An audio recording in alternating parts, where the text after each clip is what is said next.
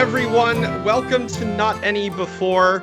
My name is Benton Hartley, and I will be your dungeon master for this evening, as well as moving forward. We're going to do this once every month.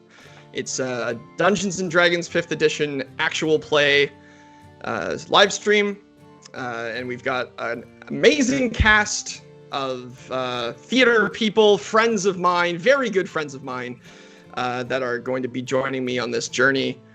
I'm so excited. This has been in the works for a long time, and we've worked really hard on this, and I hope you enjoy it as much as we're going to enjoy doing it for you. I just want to say a few things before we get going. We're experiencing a little bit of technical difficulty, so if we drop out on you, apologies, but we're trying to figure it out as we go. But we're going to cross our fingers and hope that it all works out. But it means a lot that you're here, if indeed you are here with us, or if you're watching on YouTube after the fact. Thanks for doing that too. Yeah, and I also just want to draw attention to our lovely logo, which I believe is just over here to my left. And I see as I look over on my OBS screen that I am tiny right now, but that's okay. Like I said, technical difficulties. But it's over to my left, and it is a logo designed by Ashley Cameron. And we will drop her information on our Instagram page if you want a little further information about all the cool art that she's up to. But without further ado, let's get this going. And let's meet the cast, shall we? And hopefully all of their pictures are the right size. They're not! Incredible! I can't see them yet. We're off to a roaring start, boys. A roaring start. Kassinda. How did that happen? So we. Yeah. So, why don't we all introduce ourselves while I go to my other laptop and fix the size of these pictures? Devin, we'll start with you. Why don't you talk really slowly and tell the people who you are? I think we should go smallest to largest. Right. That makes sense. Yeah, no, exactly. We have yeah, not pre-recorded this, obviously. Obviously. But I'm going to keep an eye on that, and hopefully, like, my glasses are fogged up. This is how we're doing right now. We're doing great. Yeah, okay, so why don't we, let's go clockwise from me on the stream thing, so we will start with Devin. Hello, everyone. My name is Devin MacKinnon, and in this adventure in Callistos, I will be playing Hawthorne. Hi, folks. My name is Michaela, and in Callistos, in this stream and on this adventure, I will be playing Beth Brightly. Hi, I'm Mia Hay, and I will be playing ISMERLDA. Incredible. Mia's also behind our TikTok presence because she's the only one who knows how to do that. So, that's Power cool. of youth. Justin's also on it. But I don't know how to do it. I too am on TikTok, but don't know how to do it. I saved 40 different pictures of salad as different folders called salad. So that's They're all in a different thing. folders. It's true about me. I'm on TikTok like twice a month, and in those times, I get all of the TikToks that Michaela has sent me from weeks ago. How many of them are salad related, though? I need to know. Surprisingly, none. Okay, cool. Justin. Oh my God. Actually. Hi, I'm Justin Simard, and here in Callistos, I'm playing TOMVALL, KAZAMIR. Excellent. And finally, she looks like she's about to be set upon by a sleep paralysis demon given her lighting situation, but it's Kassinda. I thought it would be cool, and It's cool. No, it is. It's cool. I'm Kassinda. I'm going to be playing AMARYLLIS in the Incredible. Yeah, so these are 5 of my best friends. We've been playing Dungeons & Dragons together in various different groups for 3 years or so now, and we thought we're good enough at this now. It's time to show off a little bit, I think, generally speaking. Yeah, so we're gonna these streams are gonna last about 2.5 hours. We're gonna take you right up to the top of the 10 o'clock hour Eastern time, and we're gonna have a little bit of fun. So without further ado, as so many of my lovely players have mentioned, this is a Dungeons & Dragons story that we are telling together, like not any before, and it sets itself in a world of my devising called Callistos. Now, Callistos is a world of magic and war and the ebbs and flows of both of those things track across Callistos' history. And we find ourselves now in an era that has been colloquially known as the Silencing, because 60 years ago, the emperor of the Friartenian Imperium, Dante Friarton, was beset upon by a cabal, a secretive cabal of magical assassins. And they were unsuccessful in their attempts to take his life, but as a result, he outlawed the use of various different forms of magic. Magics that were tied to deities, the gods, and those that were tied to study and that sort of thing were allowed to continue. However, other versions of magic, like sorcery, for example, the innate magic capabilities of a human being or a humanoid being, were frowned upon, as well as warlock magic gained from a pact between the magic user and some all-powerful patron, otherworldly in their nature, were also frowned upon and banned. And so it's in this world that our characters must scrape out an existence. If they're magic users, perhaps they might have to stick to the shadows a little bit, stick to the underground, and try to avoid any sort of unwanted attention.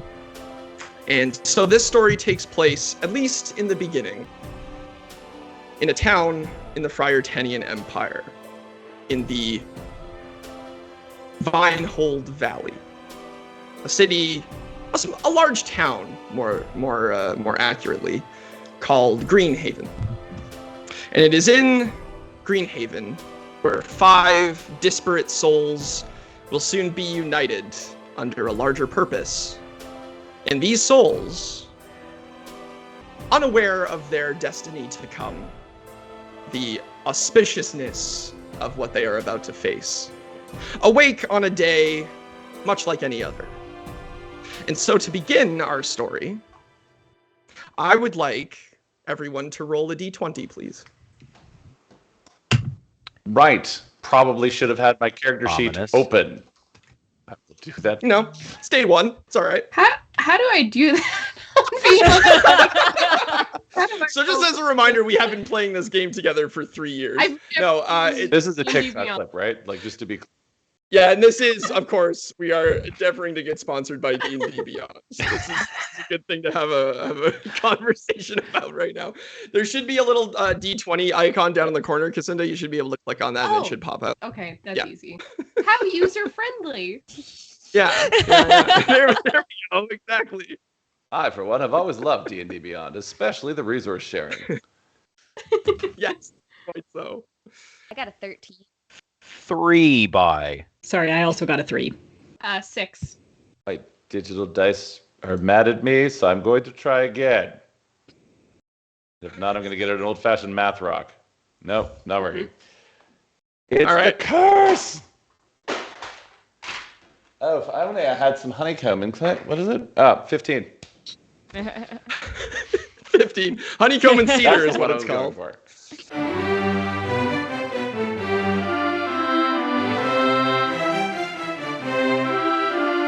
So, Justin, we're going to start with TOMVALL. Good. So, TOMVALL, you arrived in Greenhaven some time ago, probably a week or so, maybe. Yeah, and you've been going around trying your best to help people. The people of Greenhaven don't seem in desperate need of help. They're not on any sort of front lines of any sort of conflict or anything like that. You are essentially among the Vinehold Valley. You are in the wine country of the Friartenian Empire. So, things are pretty relaxed comparatively to the rest of the area. But on this day, the day that begins like any other day, what does TOMVALL find himself doing? To begin with, like in the morning, I'll probably wake up and give myself a good stretch, put on the old armor, make myself some tea, a nice cuppa. Probably have a nice breakfast of sauteed mushrooms, onions, and whatever sort of sundries I can find around the cabinet, and then going to go for a walk, I would say. Great. And are you going on this walk for any sort of purpose, or are you just flannering Well, about. I do remember my mother told me when I was very young that one of the keys to longevity was keeping a healthy regimen of walking. So I tend to find on these walks that interesting things happen, and I just let Nod guide me as need be to where I need to be, even Great. during these daylight hours. And at this point, I think a nice description of TOMVALL for the audience would be lovely. So TOMVALL is a male presenting furbog. He's got a sloop-shouldered posture from years of ducking through doorways and just like being underneath ceilings. I'm 6'5" in real life, so I'm just very inspired by this. So between his posture, which and the equivalent of like a furbog-like dad bod, you might think he's only 7 feet tall. But anyone who's seen him angry would know that when he straightens up, he's about 8 feet tall when ceilings permit. He's got a nice gentle demeanor, an easy smile. His fur is kind of the color of dirty snow, somewhere between white and gray, with nice pale silvery blue, dancing, friendly eyes. He's usually wearing just like half-plate armor with a midnight blue cloak over it that's maybe a little tattered, maybe a little dirty. I don't know if hygiene is super high on his list of priorities. And on his back, he's got crossed over a warhammer, a long sword, and just a shield. Awesome. So yeah, you leave the bed sit that you've been staying in, the bed and breakfast, I suppose, although you have been cooking your own breakfast, so perhaps it's just a bed. And you take a look outside. It's a beautiful day, a couple of fluffy white clouds in the sky, and the sun is up nice and high. I would say you're probably a 5-minute walk from the town square proper. Well, I think I'll head that way then, since it seems like a plot hook. No metagaming here, absolutely. Cool. Yeah. So yeah, you can make your way down easily. You give me a perception check as the day rolls I will. on. Hopefully my dice behave this time. Ah, they do! That's a 16 for a total of a dirty 20.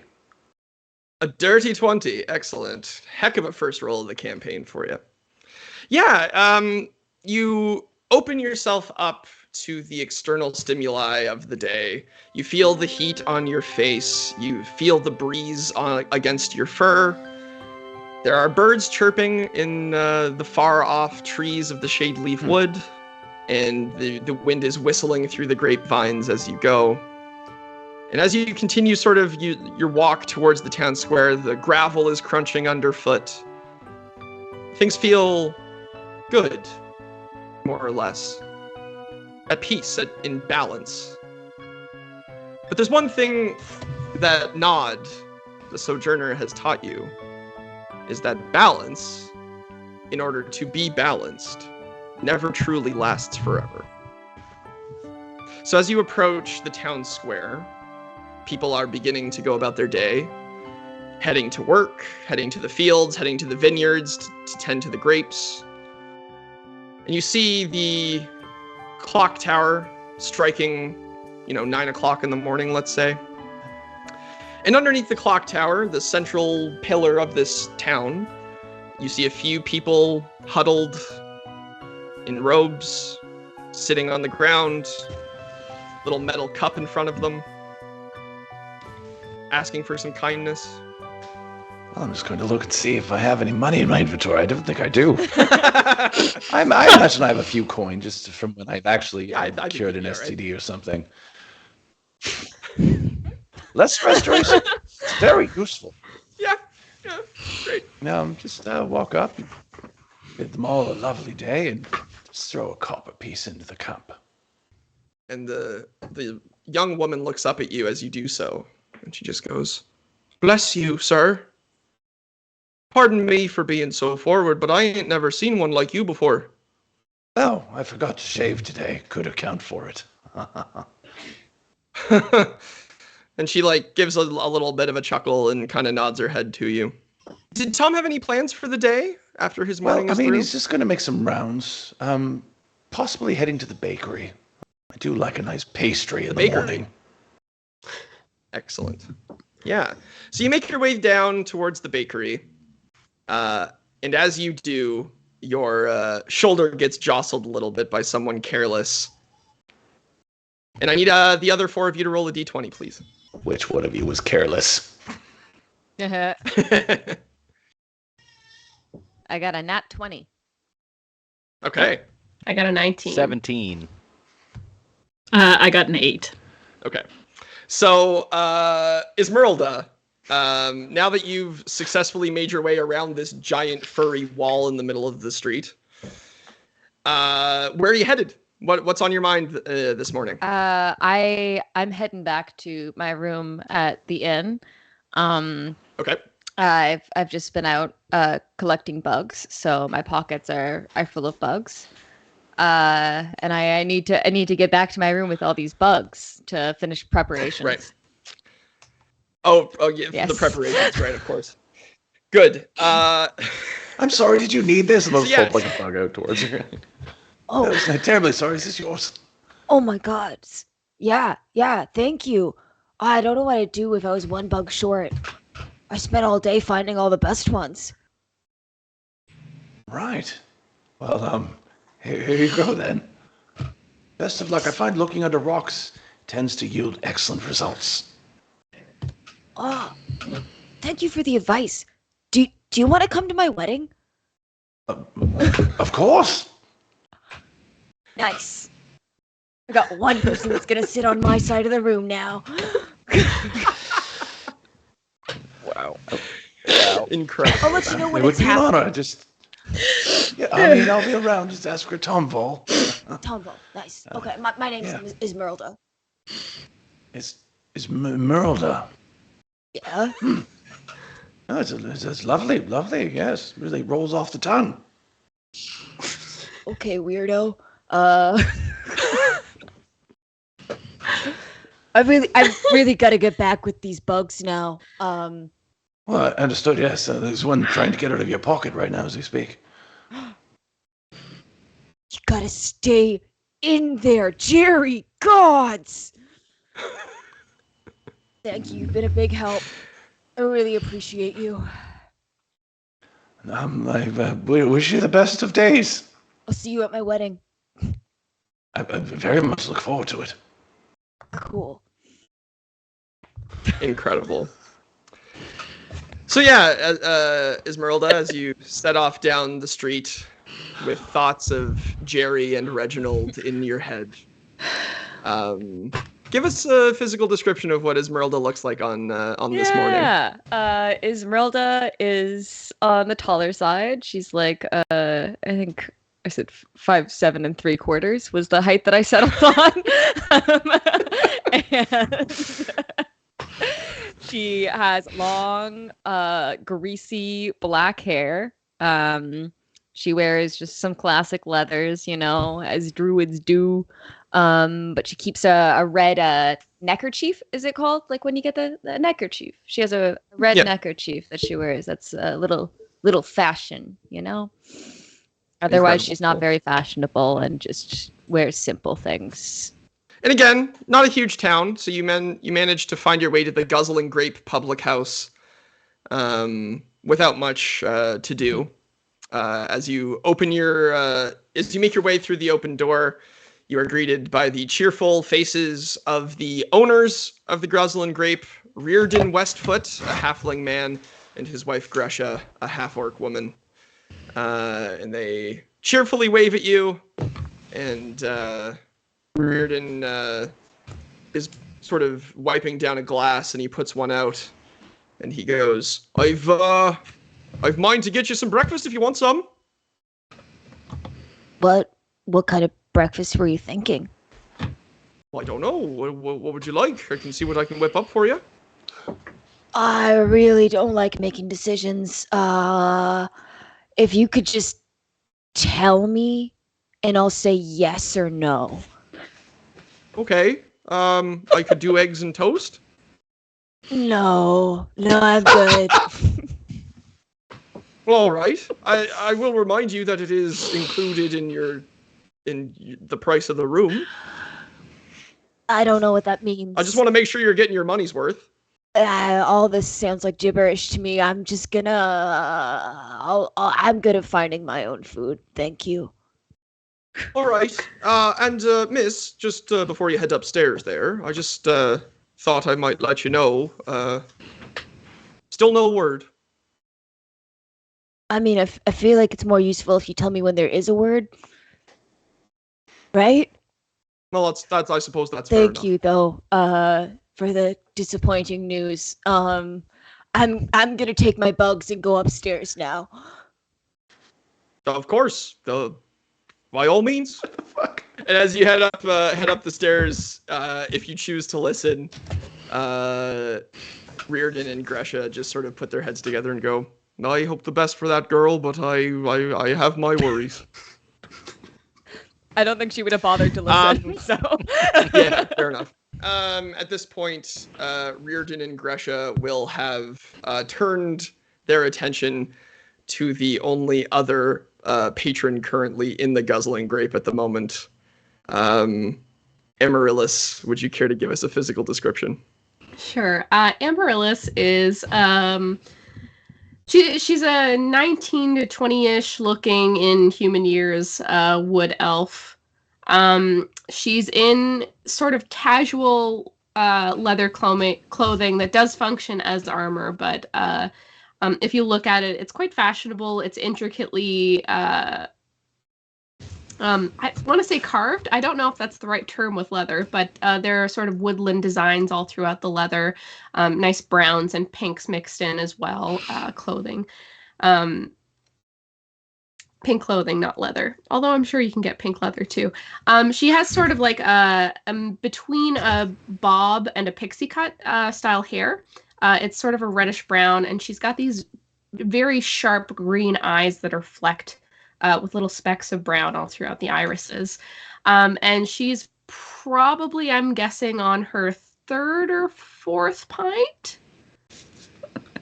9 o'clock in the morning. Yeah. Totally. Nice. 5 o'clock somewhere. Yeah.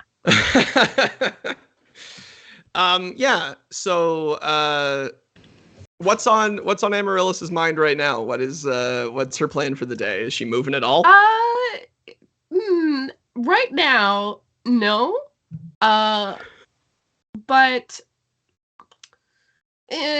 maybe after this pint, we'll see. It's probably not, but depending how the day goes. Great. So Reardon comes over with another tankard for you, and he just kind of puts it down and takes a couple of empties away and puts them and starts to head back towards the bar, and he turns around to you and just goes, I'm not really supposed to sell this stuff before noon. I mean, you did, so. I suppose you're right about that. And then he just sort of like turns on his heel very slowly and starts walking towards the bar. And you can see Gresha over there just kind of has her arms crossed and is looking at you appraisingly. Just gonna raise my tankard and take a drink. Lazily waves a hand at you. I think, too, Amaryllis is feeling a little bad about how she just said that. I think she was trying to be like, it wasn't my fault that you served me at 9 a.m. But also, she is 4 pints deep and probably is not the best at being articulate at the moment. Yeah, so you've seen this young woman with the dark, lank, kind of greasy hair come in. And she probably wasn't being very discreet at the bar when you heard her talking about bugs and that sort of thing. Yeah.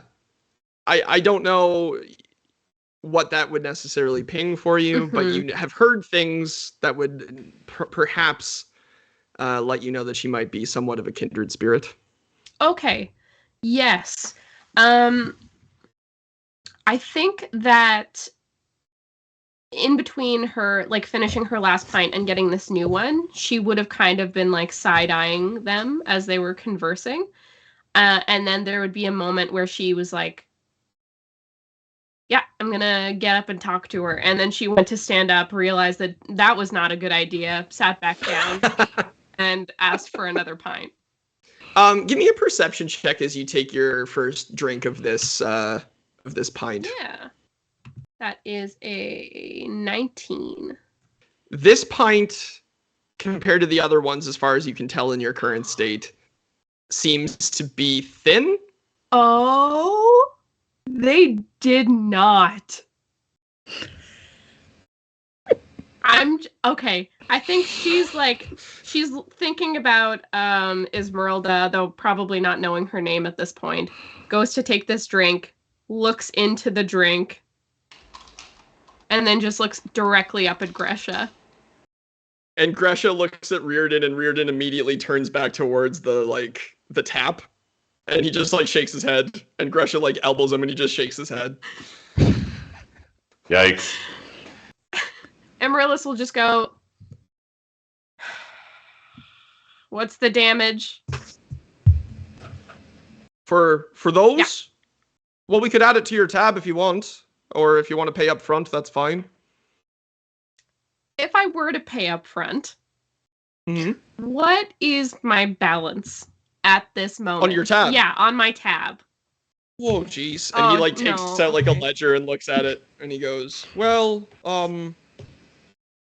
I think you've realized that not everyone I served you was full. I'd say probably about 15 gold. All told. Oh, okay. I didn't. Matters of money are delicate, you see, but I am in a business. Yeah, no, I get that.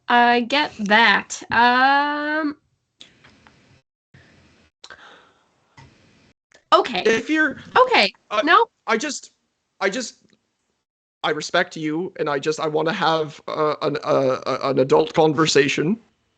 Oh, do you have the means to maintain this lifestyle? Maintain? No.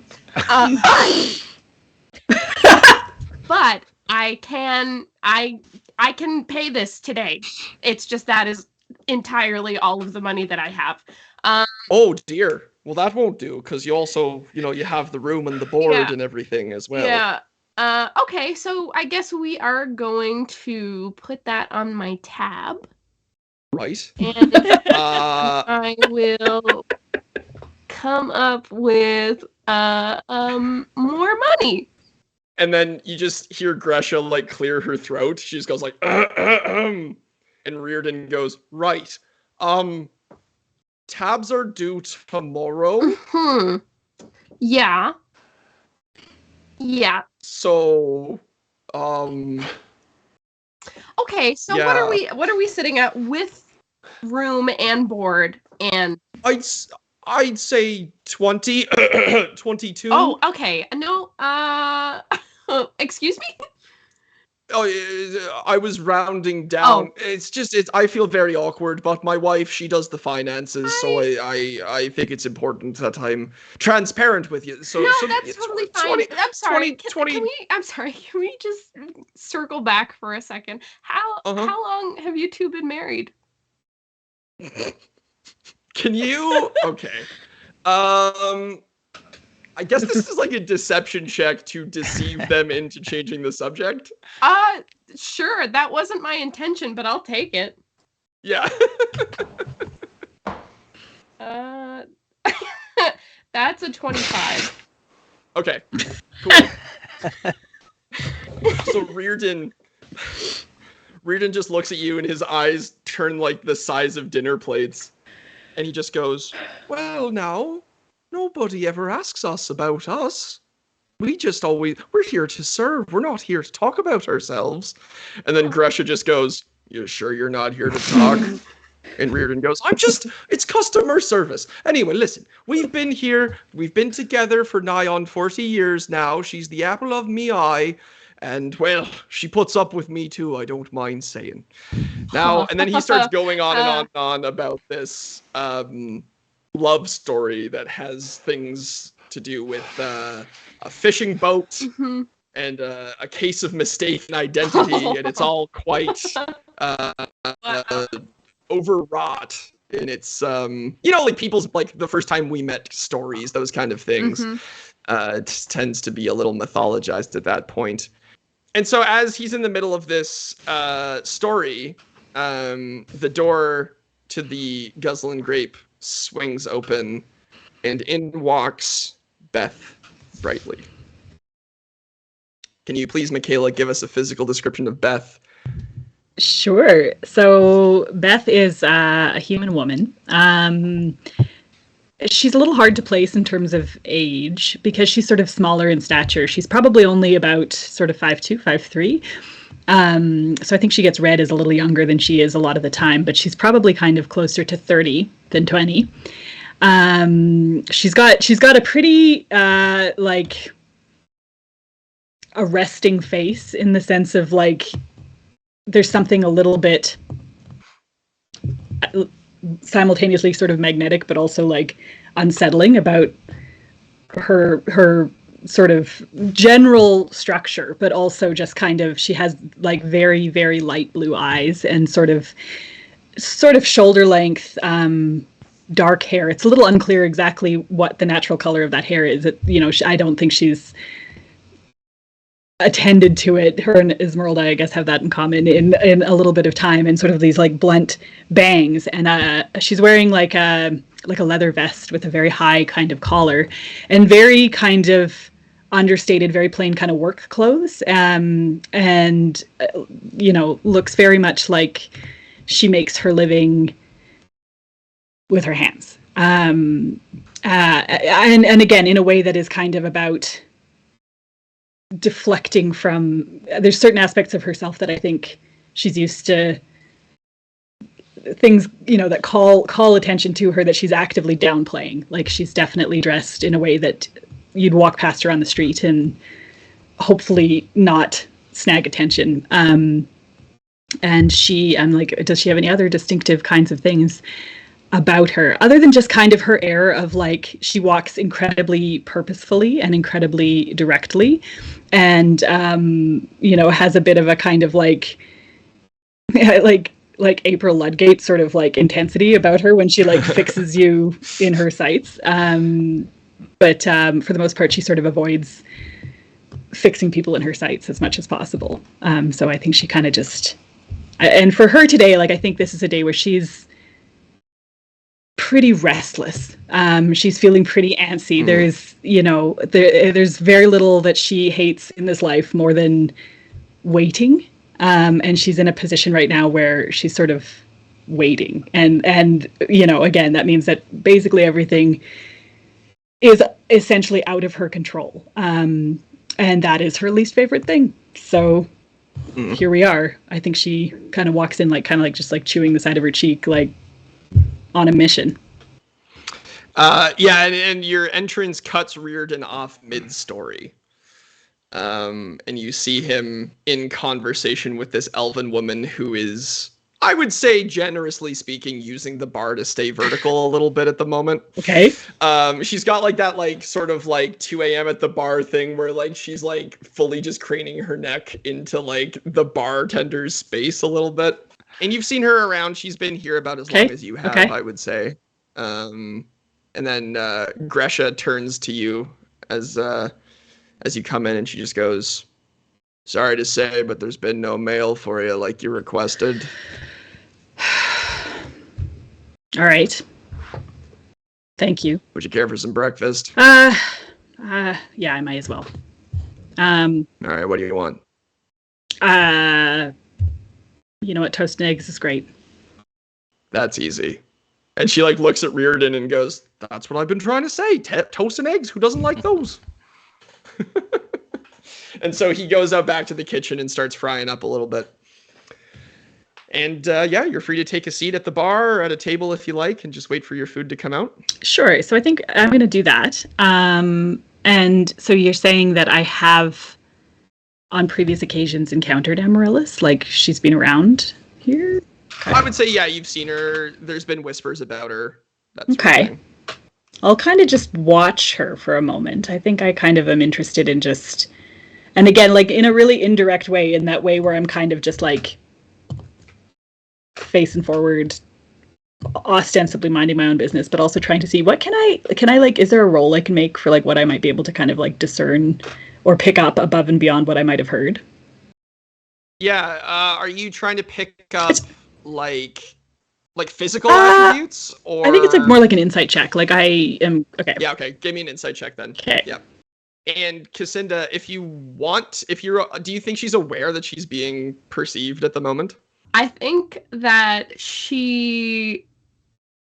no. And the reason Okay. I don't think she is because she sees Beth come in, and then she just doesn't have the forethought to be subtle. She's just very intently staring at like the chest area of Beth, and like not in like a lascivious kind of way. Is there- The look on Amaryllis's face is more like.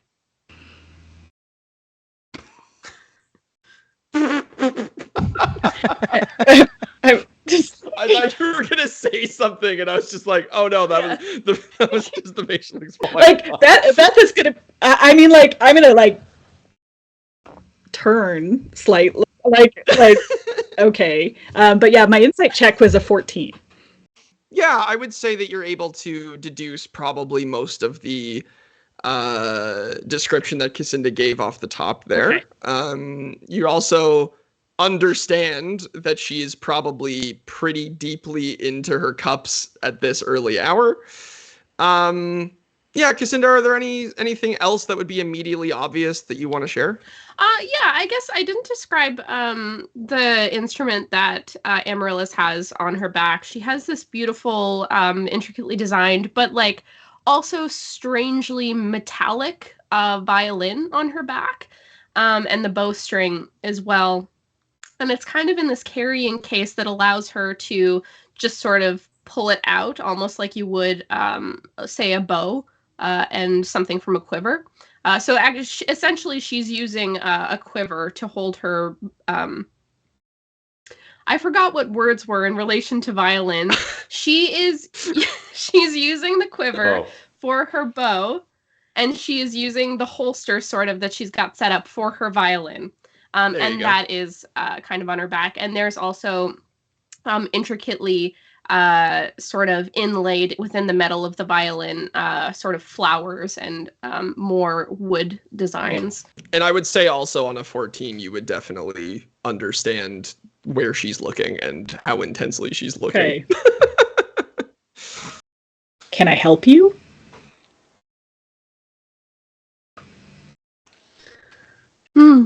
What?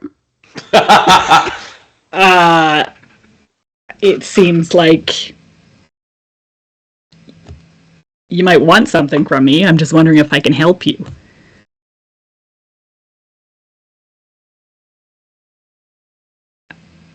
Okay.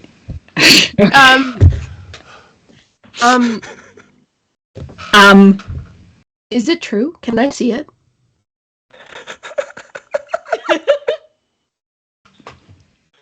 Wow. Trying so It is not yet 9 a.m. I need a lot more coffee before this conversation proceeds. I totally forgot what you had heard about her, and I was like, what's going on right now? I think Beth knows. Beth knows what she's talking about. You're Beth, right?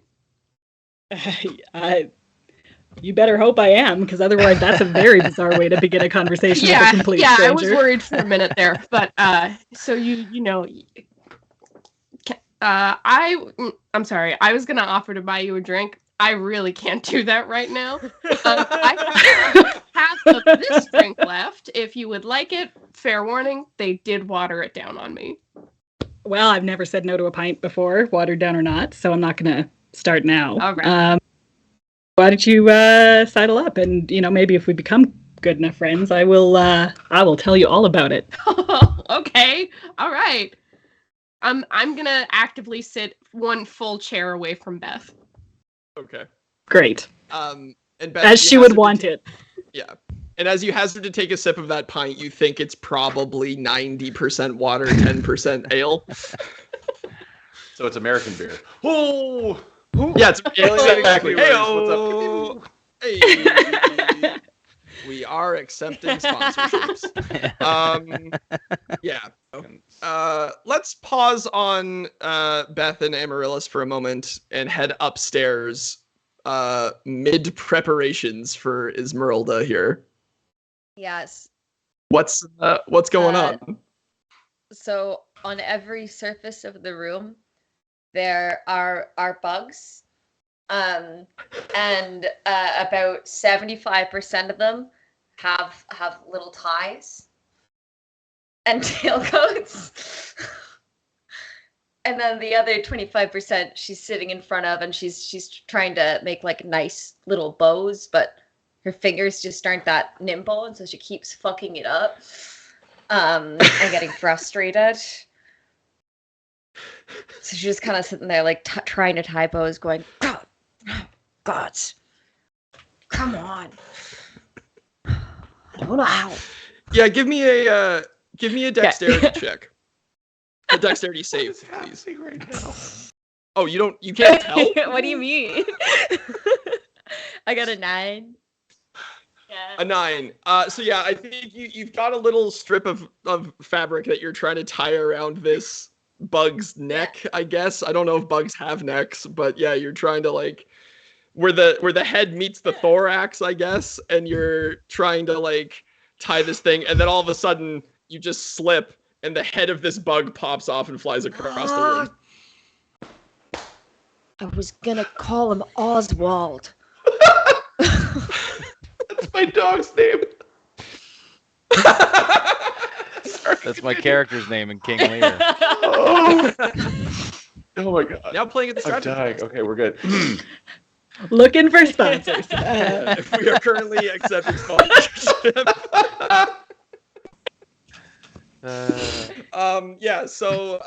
Great. So now you're one bug short of a full party. So I think like now that she knows she's one bug short, she's gonna head out again. She's gotta find another bug. Like otherwise she's gonna be behind on preparations. If we don't have an adventure party name, may I please pitch one bug short of a party? So you in a fluster, I would say, leave your room, slam the door behind you, stomp down the stairs, and you get to the bottom of the stairs, and across the corner of the bar you see Amaryllis and Beth deep in conversation, Beth eating some absolutely revolting to you looking eggs and toast. They're just normal, fine eggs and toast for Beth. And Amaryllis is there, and she's like you can see her trying to keep eye contact, but every so often her eyes like flit down to like Beth's like sternum area every so often. Esmeralda is going to approach them. And she's gonna go up to them and say, Hi, sorry, I don't mean to interrupt, but I was just wondering, do you guys have any bugs in your rooms?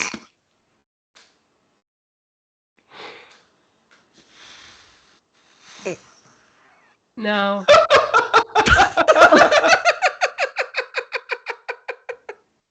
You mean like insects, bugs?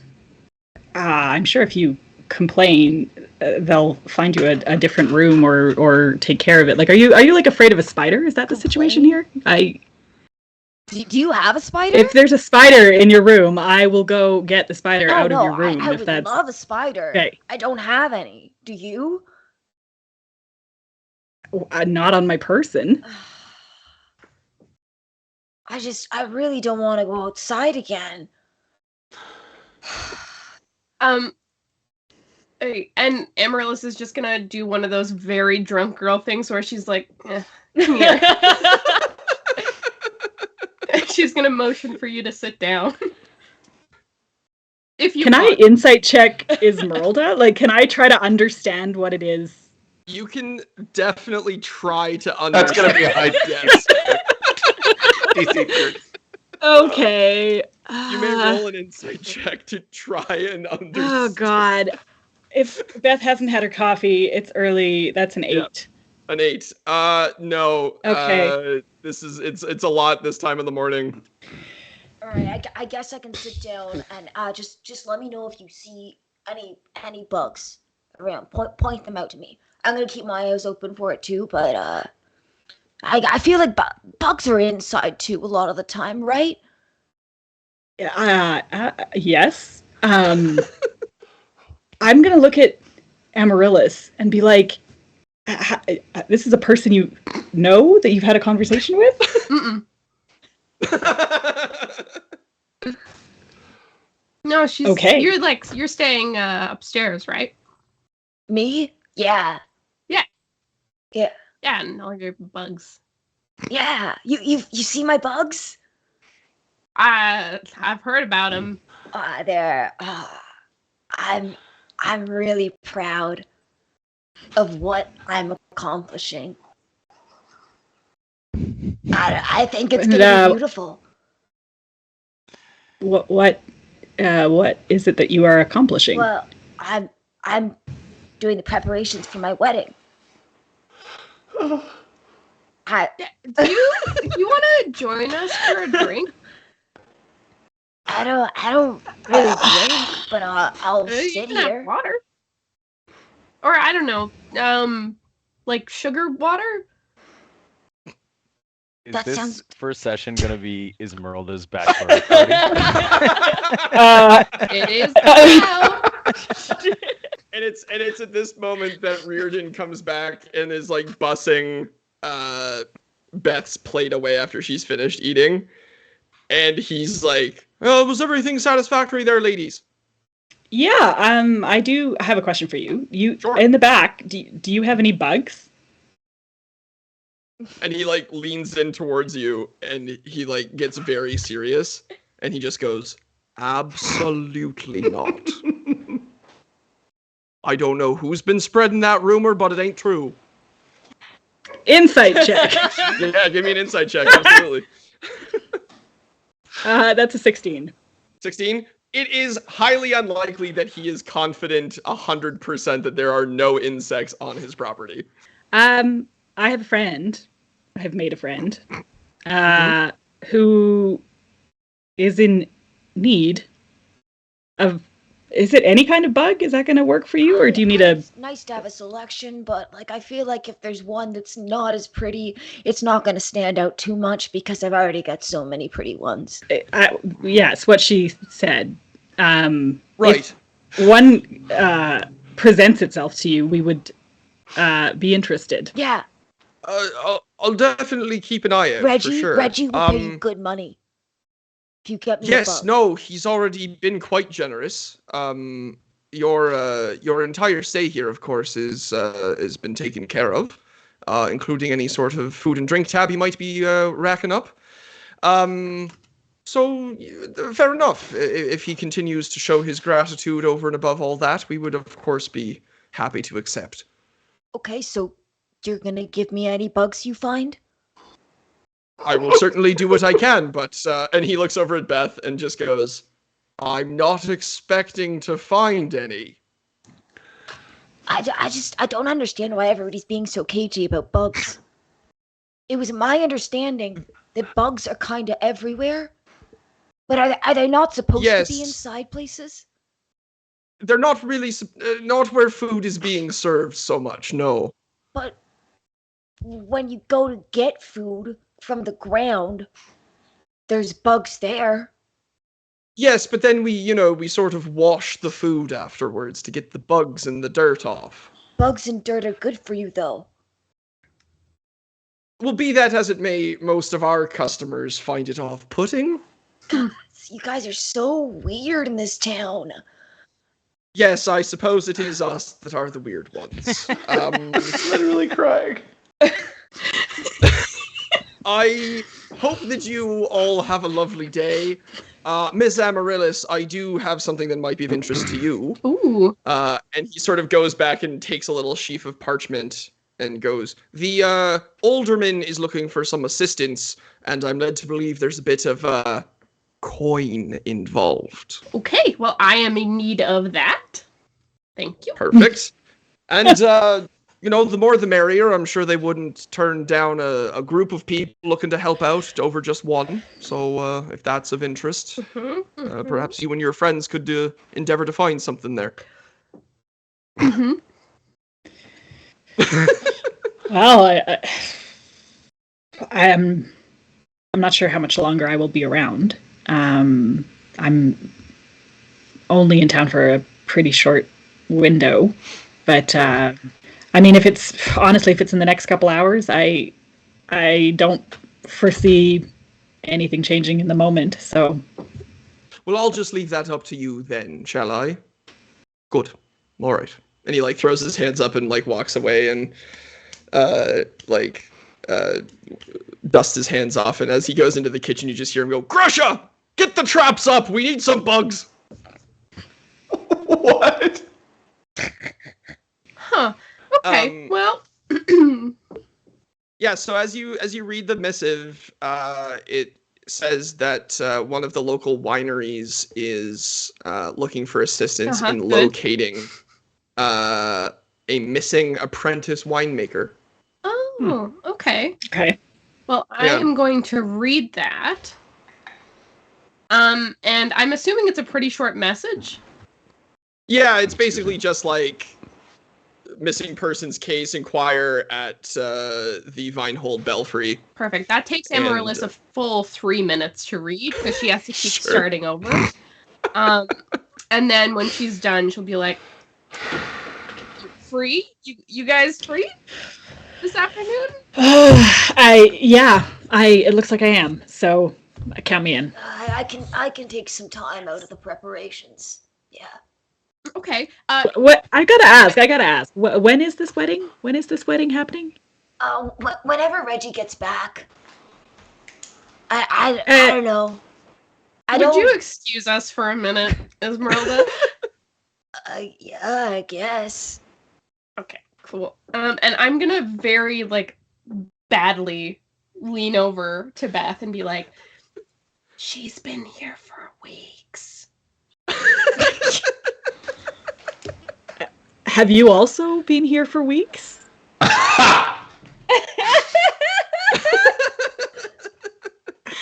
I really, really, really hope to not be here for weeks. Oh my God, help me if I am here for weeks. Okay. Shake it off. We're good. We're gonna do this. Let's go. Yeah. And so you walk out into the now late morning sun of Green Haven. At this point, TOMVALL, how have you been occupying your morning? Oh, well, I was off to the bakery to get some pastries and just offer a little counseling if it's so needed. Just, subtly, see if everyone's okay. Checking into, just I heard some rumors and things like that, but, depending on how that was received, I might make my way back towards the center of town.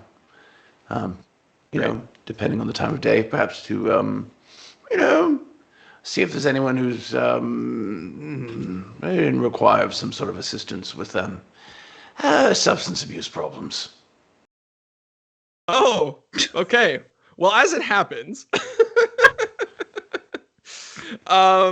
you walk into the town square and run smack dab into the same young woman that you physically ran into earlier this morning, and now she's accompanied by 2 companions. Oh, Ismerlda. Small town, isn't it? I suppose. How are the insects? I'm not gonna lie, I lost one. It wasn't pretty. I'm now 1 short. But I decided I could take some time away from the bugs. To help out my new friends here, because they're all gonna come to my wedding too. Oh, lovely. Hello. I suppose it is appropriate to take time to grieve. He's gonna look up at the clock and just be like, "All right, it's 9:35 at this point." I would say at this point it's about 11. Okay, well, 11 is there's been quite a bit of time that's elapsed over the morning. Give me a perception check. Of course. I would never turn down the opportunity to roll a die. While he's doing that, Amaryllis is just going to clarify, because she thought that Esmeralda meant that she just misplaced one of her bugs. Oh. When she finds out that it died, she's just going to start crying. That's a 15 for a total of 19. A 19? Yeah, so again, all the same stimuli that I told you about earlier, only this time you can smell stale ale from somewhere close to you at the moment. I'm just going to hazard a guess that it's the one who's crying over a dead bug. Yes. We're just going to look over towards Kassinda. What's your name?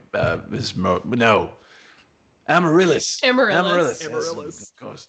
You see, I forget that name because it triggers me. Because I'm a classical singer, and Amaryllis Mia Bella is something that all classical singers sing. And it's like, why have to hear that fucking song one more time? Anyway, So, sorry. Nice try. if there's any classical singers watching this, I feel you. I'm there too. We're here to help. Sorry. That's right. Except for Kassinda. We're here to help except for Kassinda. I'm just gonna. Kassinda's bent on being the entire problem. All of the problem. I'm just going to put my hand on Amaryllis's shoulder and be like, there. May the calmness of night be on you. And I'm going to cast lesser restoration, specifically targeting the condition poisoned, which should, I believe, cure being drunk. Because alcohol is technically a poison. Right. That is true. Yeah. Yeah, and I think, Amaryllis, you feel a sort of lucidity and a groundedness kind of come through your body from the top of your forehead all the way down to the soles of your feet. And this is exactly what you were hoping to avoid. Thanks. You're welcome, I suppose. Totally pretending he didn't do it. Oh, this is awkward now. Well, you're not crying. I good. don't understand what just happened. Um, But I think we're supposed to go find somebody who's missing. oh. Well, of course. Let's go then. I didn't know. I thought we were just dicking Oh, around. you're joining us now. All right. Well, I mean, is this a wedding party thing? Is this a bachelorette activity? I mean, Oh, I forgot that was a thing too. oh, well, I'm glad I've said something. This can totally be my bachelorette. I got 3 people now. Are you missing? Is it a bridesmaid? Or like, good, whatever. I'm coming. Let's go. Hello. Maybe I can TOMVALL, just work KAZAMIR, for by the Grisha. way. Pleasure to meet you. Beth is fully just like, this may as well happen. Like, sure. Great. This is exactly what I wish to be doing. Fantastic. So you walk by various points of interest in Greenleaf as you head towards the Vinehold Belfry. You pass by Eldross's Emporium, which is the general goods store in town. And you also pass by the local Seat of Tears, which you would all be aware is the temple for the Cry of the Light, which is the worship of the great dragon Callistos, who founded the world. Is there anything you want to stop in for before we head on to the Belfry? I mean, I think Beth, like, as she moves through this town, is kind of just subtly keeping her insect pun intended, like, feelers out in the event that anybody wants to make eye contact with her or approach her. Mm-hmm. But other than that, not specifically. Yeah, it doesn't seem like anybody is making any sort of outwardly intense eye contact. It doesn't look like there's any sort of the somatic telltale signs that you have been used to in the past. Great. You think at times you see something that might be some sort of code, but it is just somebody scratching their nose or yelling out after a child that's gone running into the middle of the street. And every time you get your hopes up and they're dashed, it gets a little bit more frustrating and a little bit more impatient, for sure. Yeah. Without any further ado, perhaps we'll head over to the Vinehold Belfry then. Yeah. So the Belfry is the, like I said, it houses the clock tower, but it also holds the local guard barracks. And it's there's a bulletin board outside on which, Amaryllis, you see the same note that you were given by and the door to the barracks is open, and in there that there's a sort of local sort of reception area. And there are sort of guards dressed in sort of the green vest, the vestments, livery. That's the one I'm looking for. The sort of the livery, green with sort of gold filigree and inlay with sort of a grapevine crisscrossing on top of a shield, which is sort of the coat of arms of Greenhaven. Conspicuously missing as well would be the imperial coat of arms, which would be seen on every other guards livery as well. But the political situation in Greenhaven being what it is, they hold a lot more independence from the rest of the Imperium than other places might because of their economic power, I will say. That makes a lot of sense to you. So yeah, entering the belfry, there is a human man wearing the guard's uniform. He's got a great sword strapped to his back, and he's got sort of a dusty blonde hair sort of tied back into a ponytail. Then a ponytail reaches about the nape of his neck, and he looks out to you and he goes, "Yes, hail adventurers, for I presume you are adventurers if you're coming here with a copy of our missive." Yeah. I was told about this job, and I picked up a few people along the way. Good. Excellent. I believe that it's best to be plain that the more people that are involved, the more ways you will split the fee. Okay. Oh, I'm perfectly fine just to be along for the ride in this particular instance. I very much don't work for charity. Thank you very much. Me either. Which leads me to ask, how much is the fee? Well, I think I was we had discussed a budget of about 60 gold. Okay. Is that a lot of money? That's not a small amount of money. Is that a lot? Is that a lot? I mean, that's a lot of money, right? That's like what? An annual salary for a family? Like, what is that, Ben? Yeah, no, that's probably, I mean, that would be, I would say At a modest lifestyle, that's 2 months' wages. Yeah. Modest lifestyle is about 1 gold piece a day. So. Yeah. So noted. But yes, these wineries are quite keen to continue their operations, and without this apprentice, I believe they think that they might lose quite a bit of money, so they're willing to offset that by paying out this in advance. Oh, not in advance, but in lieu of. Right. No, that's all right. I'm in. Good. Yeah, I'm in as well. Do you have any details about this disappearance? Yes, I have a few. And he reaches in and finds a sheaf of parchment. And he goes, "Yes, let me see here. Where was that? And he sheafs through and finds a page. He goes, "Yes, the chap in question, his name is Venick, Vennic. He was sent out into the Shade Leaf Wood about 4 or 5 days ago now with a wagon full of wine, and I guess heading for Port Stondon, but our friends in the port there didn't ever receive it. So we're led to believe that he disappeared somewhere in the Shade Leaf Wood." Was he accompanied by any sort of protective? Just his donkey. We're led to believe that if, travel through the Shade Leaf is sort of safe enough, I suppose, if you stick to the roads. That being said, though, I think perhaps the best place to start would be with the Jade Saps. They have dominion over the roads, and perhaps he ran afoul of them or something like that. Can I do some kind of a check about the Jade Saps and what I might... Yeah, you can give me a history check. Okay. This is going to go great for me. Hooray. Being great at all things intelligence. That's a 6 with modifiers. Yeah. You've heard rumors that there is a group of elven druids out in the Shade Leaf Woods that go by the name the Jade Saps, but you don't know any more details than that. Okay. Are any of you particularly adept at tracking people? Going through the woods, that sort of thing. Do you know the woods well? These woods? Or woods, Yes. woods in general? No, these woods in particular.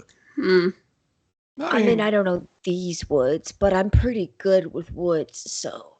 Right. Well, I mean, I'm also an adept traveler of woods. My people are woods people, after all. And I do have quite a few family in the yes, basically. Right. Well, take this or leave it, but my other source of advice, other than starting with the jade saps, would be to check in with our local butcher. He spends a lot of time hunting and tracking in the woods and might be able to guide you through, perhaps for a small portion of the fee. Well, welcome back, everybody. My computer died. Thanks for sticking around if you stuck around. Benton, you're gonna want to. Oh, I know. I'm looking over. Okay. Oh no, not again. We're gonna get through it together. I apologize. That's the magic of live TV. I don't know. We're learning. Yeah. We are currently accepting sponsors.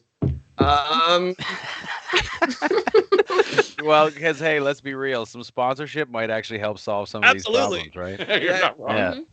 Yeah. Just give me a second. I'm gonna fix this. Oh my God, Devin, you're huge. Right Anyway, talk amongst yourselves, everybody in Twitch chat. Well, I've managed to get like halfway through this cake How do you have a cake? Why A do you whole have a ass whole ass cake? because they don't sell it by the slice. That's a great answer. I want a mug That's with the Mia perfect things. answer. And that, yeah.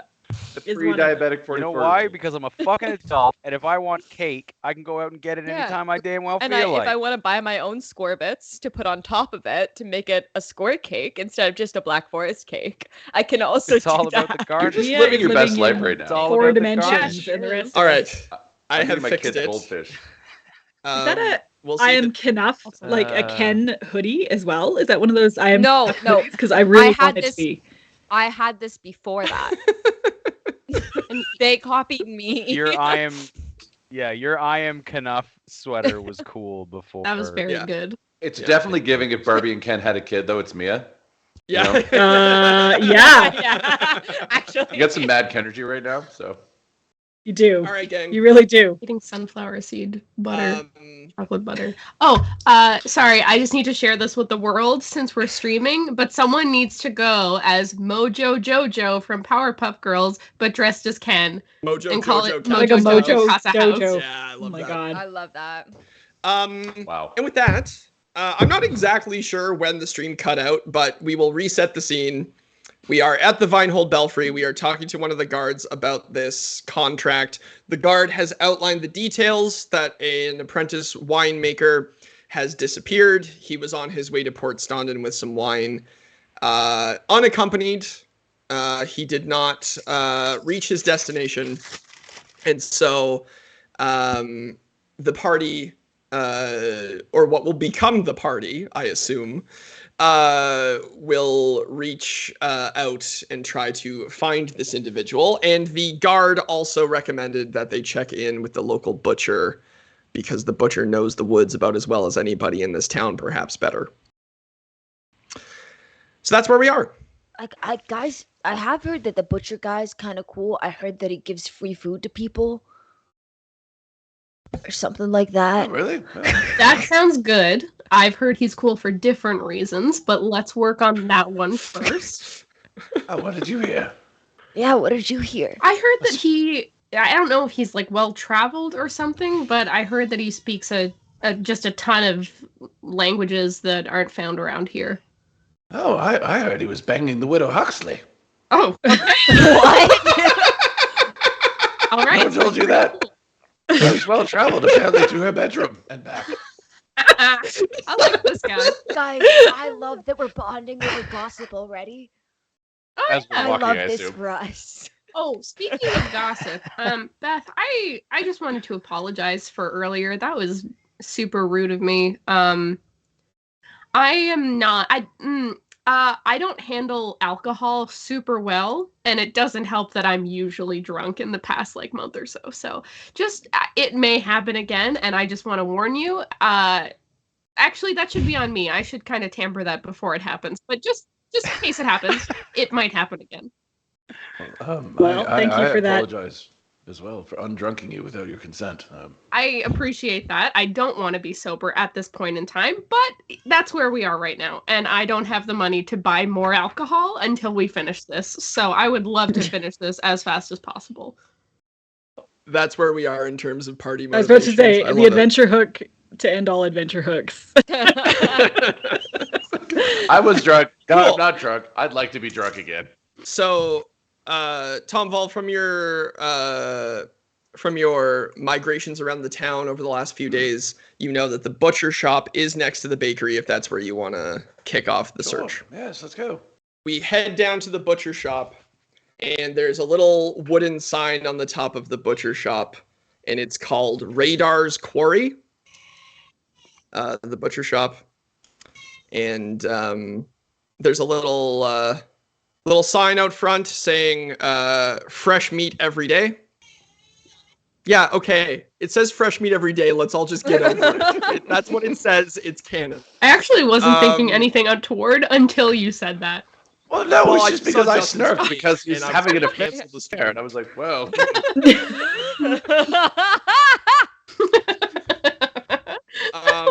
Bait the And trap. I'm gonna so, step into it. if you choose to enter the butcher shop, Yeah. Let's keep that close to the chest about the whole Huxley thing because. It's not common know. knowledge. Well, I'd helped her out with a little thing, much in the way that I helped out. Anyway, let's just not talk about it. Now, when but, you say little things, Yeah, I too have questions. well, it's she had an itch that I cleared up. Didn't Are you didn't change bending the widow direction too? I was headed with that. Sure, great. wow. What? No, she had a venereal disease. So the butcher has Oh. a disease too. Does he know? One could only assume, but I wouldn't want to spread dispersions about this person who's about to guide us on a quest into the woods. Guys, we given- have to go tell him. Given that we are about to request his assistance, may But I he might have suggest insects. we don't. Could be of use No, to you. You might. Guys, Oh guys. no. Guys, I can handle this. I know exactly what to do. She's gonna go into the butcher shop. all right. So, I'm as following. you enter, I'm also. as you gonna enter go in. Radar's Quarry, Same. Devin, what do they see? Probably right away when they walk in, it's like a fairly roomy butcher shop on the bottom floor, and it's quite long and kind of a bit narrower. Like you could maybe stand 3 abreast, kind of is the whole width of the shop, 3 or 4 abreast, but quite deep. And so kind of right to the right hand side of the door, you would probably notice there would be a rather large hound who would, he's lying on his bed and he kind of looks up at you, and he doesn't seem to take much interest. Probably he gets customers all the time, but it's a large kind of, in our world, it would be a mix of like a Doberman and a Cane Corso. Cropped ears, short tail, very athletic, muscular looking dog. Not huge, like I wouldn't say large enough for like a gnome or a halfling to like use it as a mount, but still a dog. And so he kind of looks up at you and just kind of licks his chops and lies his head back down. And then there would be a nice like display case which has several different kind of cuts of venison, cuts of mutton, things like that. They've been pre-seasoned. They're things that can be packaged up really quickly and sent home with you for that evening's dinner. And there are, there's like poultry that looks as if it's been like smoked and preserved, and it's kind of hung up on hooks kind of all around the display window where you first would have come in. Links of sausage, things like that, everything you'd expect from a butcher. And there's probably a youngish halfling man working the till. And at the very back of the room, kind of where the preparation station is, you see lots of knives and skewers and things like that kind of hanging up on the wall. And kind of at the back, we'd see the back of this kind of very dark gray bugbear. And he seems to just be working away at a table in the back of the butcher shop, and he hears the kind of bell go off when you open the door, and he'll turn around and he'll turn around and kind of start getting ready to kind of come say hello. He has these thin leather gloves on that he kind of is taking off, and he's going to let Mateo deal with you first. Great. So yeah, as you enter, the young halfling man sort of calls out, and he's got an apron on, and he just goes, "Oh yes, good morning. Welcome to Radar's Quarry. The meat just arrived. Is there anything I can get you? Are you the butcher? I'm a butcher. But there's a specific one. How many languages do you speak? Do you know something Widow Huxley? Well, yes, Widow Huxley comes in here all the time. She's one of our regulars. Do you personally know her? Do you know the Do woods? I personally know Widow Huxley? We exchange pleasantries every so often. Beth is just going to cut through this and say, we've been advised this might be a good place to source a guide to take us into the woods. Oh, good. Yes, you'll be looking for the owner of the establishment then. Yeah. Probably about this time, I've kind of like made my way, and I'm also wearing an apron. But what you would see now that you see me from the front, I'm about 6'11", about 240 pounds, quite lean. But yeah, it's like a deep gray is the fur of this bugbear. You can kind of see some streaks of where it used to be black, so he kind of looks like a middle-aged man who has gone prematurely gray, except he's a bugbear. And there's lots of kind of like white, especially around the face and the snout and the jaw and things like that, where he's getting even whiter, but still largely dark gray everywhere else. He's a black vest on, a practical vest for working purposes. It's over a burgundy button-up shirt, which is kind of open, a few buttons in the front and sleeves rolled up, and he's wearing a black cravat around his neck, brown trousers, black heeled hunting boots. Also a butcher's apron, which has like a lot of fresh blood on it, and kind of behind him you can see the carcass of like of a deer or a stag that he's working on and portioning off. And he's kind of wiping his hands on his apron, and he kind of looks at you all, a furbolg and the elven kind and a human of some description, and he just kind of, hello, or welcome. How can I help you? We have information that is pertinent to your health, and we will give it to you in exchange for you guiding us through the woods on my bachelorette scavenger hunt to find a missing apprentice. If a furball could blush, right? Mateo, would you kindly go check the smoker out back, please? Absolutely, certainly, sir. And he hops down off his stool and toddles out back. And at this point, he's not taller than, he probably eye level. He waits very purposefully for Mateo to leave, and he's about eye level with TOMVALL. And I think he's probably quite a bit shorter than everybody else. And he just has this very confused look on his face that's locked on ISMERLDA. Would you like to try that again? I didn't catch most of that. One thing at a time, Number one, please. Something we about have my information health. that is pertinent to your health. And number two, we will. Let's start there. We can't, because I'm only going to give it to you if you guide us. ISMERLDA? Why would you have led with that? What the hell is wrong with me? In her head, We should probably this is negotiations, isn't it? in her head, Esmeralda hears Beth's voice, and Beth's voice says, Esmeralda, I don't think this is the time. I think we leave it. Oh no. What the fuck is happening? Oh no. Oh my god. Okay, take a deep breath. Oh. It's fine. It's fine. Take a step back. Breathe. Breathe. You're fine. It's fine.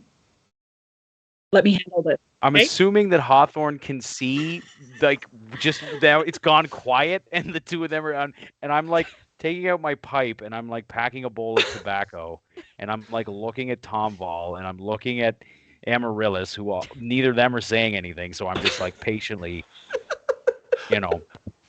I'm going to lean down to Amaryllis' ear and be like, Listen, I don't want to lean on stereotypes, but would you perhaps like to be the talking one? Okay. he hands her a little flask, have a pull. Maybe thank this will help. Fuck. Okay. And I'm gonna look at TOMVALL. It's 11 a.m. I'm gonna be okay. It's been a lot. Okay. So, honestly, most of what she said not wrong. The first part, we don't need to worry about that. The second part, we are going into the woods and we do need someone to guide us. That is 100% the truth. And we were told that you know your way around the woods, among other things that we were told. I do. I do. Why? I'm gonna allow that we just ignore the pertinent information about Yeah, my we health. don't worry about Okay. that. We'll allow that for a second. I'm beginning to think it's our Why? health that's an issue here, but anyway, let's continue. Why are you going into the woods, and why do you possibly need a Okay, guide? that I can answer. No problem. We're looking for someone that's missing. Venick. Yes, Venick. We were looking for Venick. That's right. There's an incentive. It's monetary. We'd be willing to provide a pretty fair percentage of that to you if you're able to help us out. I'll hold up a paw, and I'm thinking, I know Venick.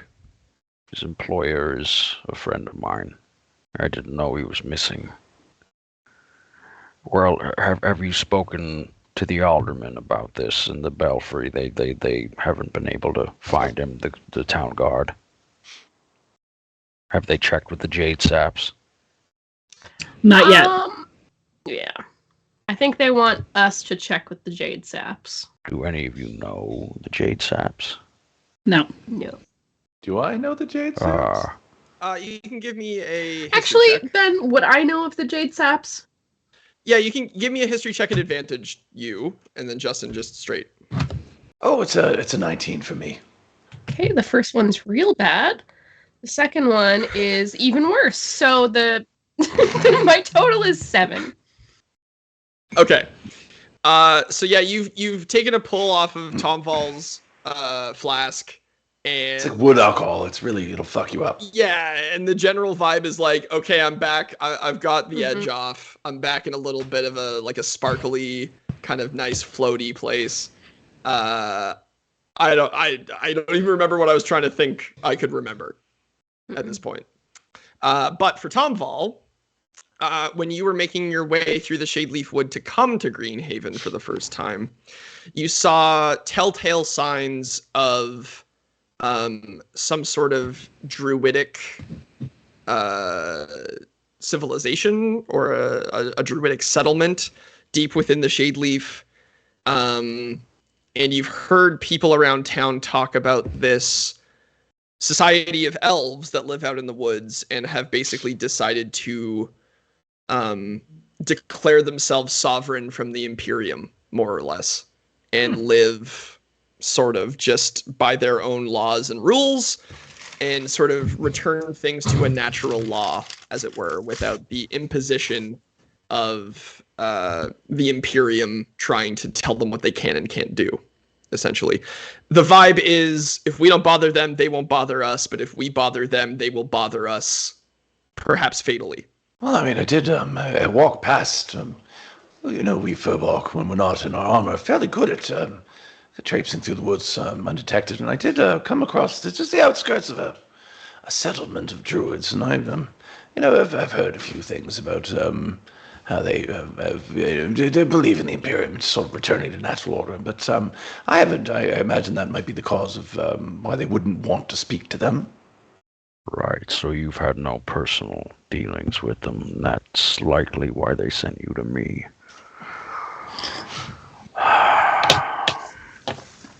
Well,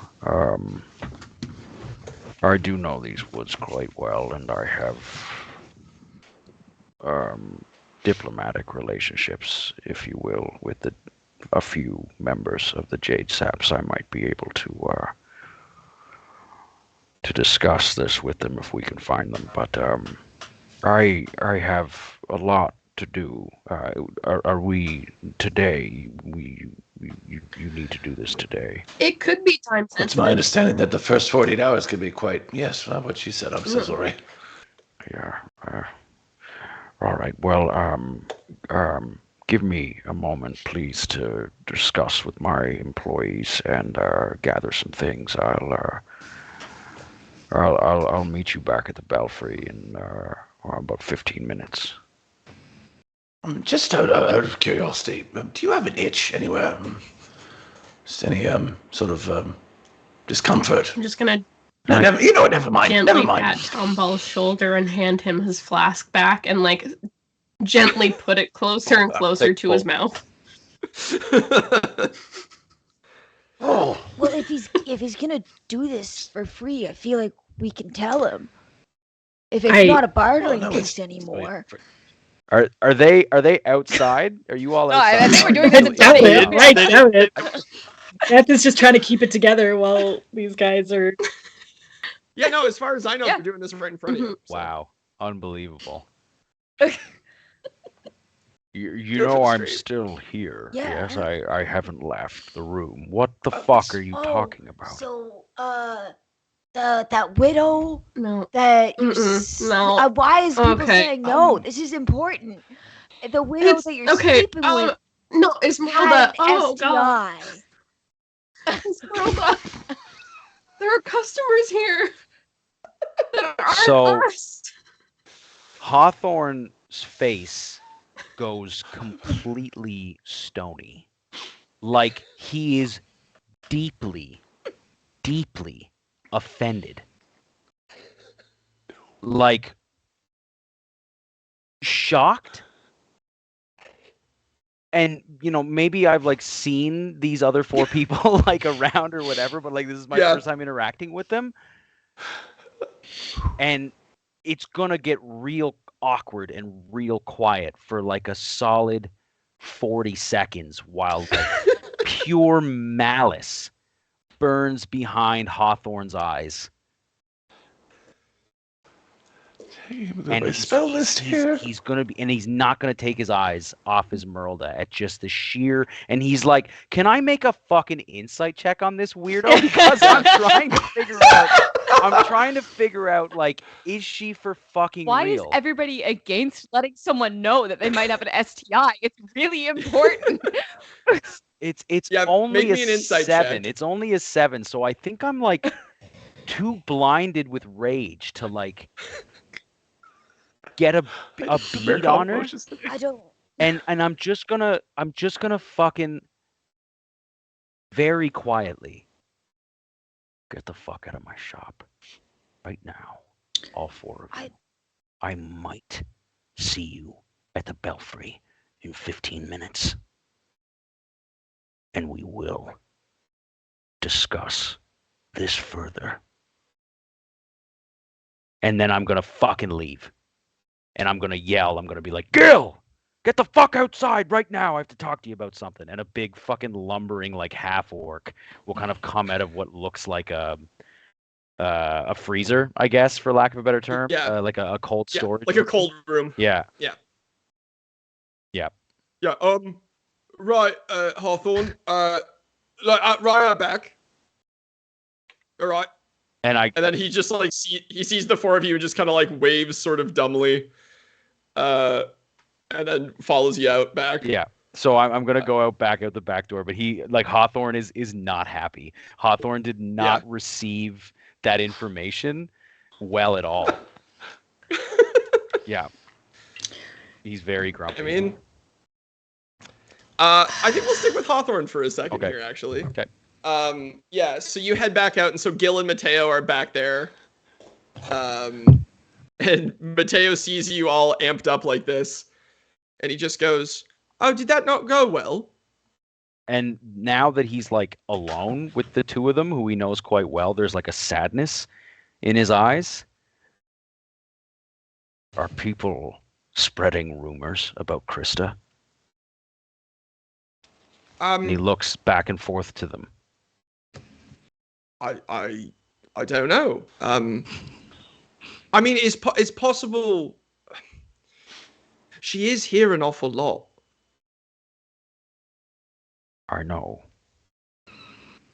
And then Gil goes, "She's a nice lady." Yes, Gil, she's a very nice lady. Do you love her? No, Gil, I don't. We're close, Oh. but the rumors of the two of us having an affair, that's one thing, but that young, strange woman in there Yeah. said something. She what smells of moss? Right, that one. She said something horrible. Oh. Krista has some kind of illness, a sexual nature. Do you want me to smush her? No, not for. You know what? Okay. And it's just like you can tell that this is like Gil and Mateo can tell that this is like Hawthorne's kind of sick of like dealing with these rumors more so in a way because he's worried about how it affects like the Widow Huxley's reputation. Yeah. And so he's just kind of like really like deflated now. Because it's not true. It's not like weird like me and the Widow Huxley are not having an affair, but it is a rumor that I have had to endure for a little while. Yeah. But this layer of it, like, that's a whole new thing that I'm struggling to deal with. So Gil's gonna come up and like put a hand on each of your shoulders, and he's gonna like look slightly up into your eyes, and he's just gonna go, sometimes the only way we can fight bad words is with good words. That's a good point, Gil. Thank you. Anyway, speaking of good words, maybe Venek, the winemaker's apprentice, is missing, and those individuals have apparently been tasked by the Belfry to find him, and clearly they're not from here, and they don't know their way around the woods very well, so I think I'm going to help them, so I'm going to take radar, and I need you, Mateo, and Gil to hold down the fort here for the rest of the day, perhaps a couple of days. I'm also going to try to dispel some of these rumors about Krista, but thank you, Gil. I'm good at lifting, and Mateo's good at counting, so we'll be all right. I know you will. I know. And sir, I think it's important that I tell you that you should use your words and not your arrows when you're dispelling the rumors. I think you might be right, Gil. Thank you. Okay. I will do my best. I am taking my crossbow with me. And Mateo goes, well, we don't want to be unreasonable. All right, gentlemen. Thank you. I'll be back as soon as I can, and if I might be longer, I'll send radar back. And I hope nobody dies. Me too, Gil. Me too. And with that, I'm gonna kind of go in. I'm gonna go upstairs to my living quarters and open my big drawer with all my clothes and stuff in it, and kind of at the back is a slightly dusty set of studded leather armor.